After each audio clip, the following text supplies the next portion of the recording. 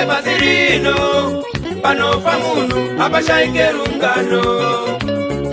Kana ukaenda kupi kwese kwese basi rino panofa munhu apashaike rungano.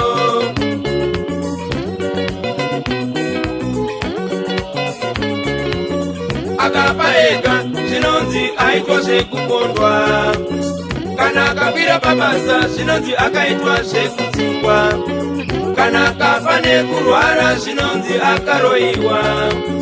Akafa ega zvinonzi aitwa zvekukondwa, kana akafira pabasa zvinonzi akaitwa zvekutsingwa, kana akafa nekurwara zvinonzi akaroiwa.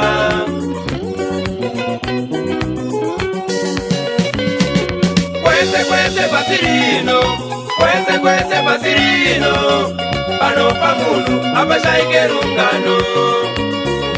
Kwese kwese basi rino, kwese kwese basi rino panofa munhu apashaike rungano.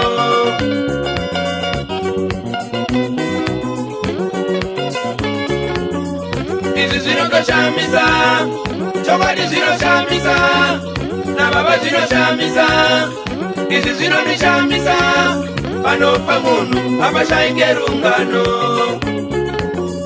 Izvi zvinotoshamisa, chokwadi zvinoshamisa, nababa zvinoshamisa, izvi zvinondishamisa, panofa munhu apashaike rungano.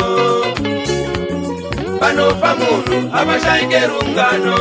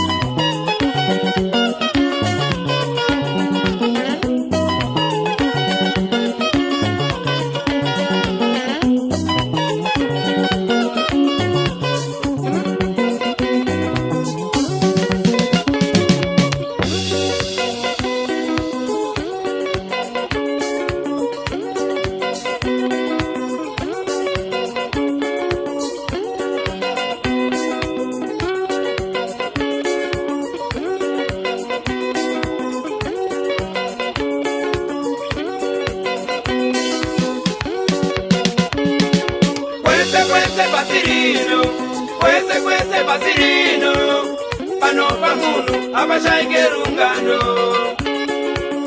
Akafa ega zvinonzi aitwa zvekukondwa, kana akafira pabasa zvinonzi akaitwa zvekutsingwa, kana akafa nekurwara zvinonzi akaroiwa.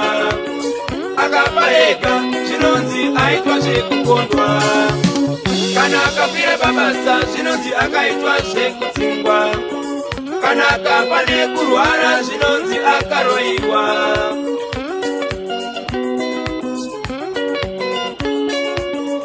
Izvi zvinotoshamisa, chokwadi zvinoshamisa, nababa zvinoshamisa, izvi zvinondishamisa, panofa munhu apashaike rungano. Izvi zvinotoshamisa, chokwadi zvinoshamisa, nababa zvinoshamisa, izvi zvinondishamisa, panofa munhu apashaike rungano. Panofa munhu apashaike rungano.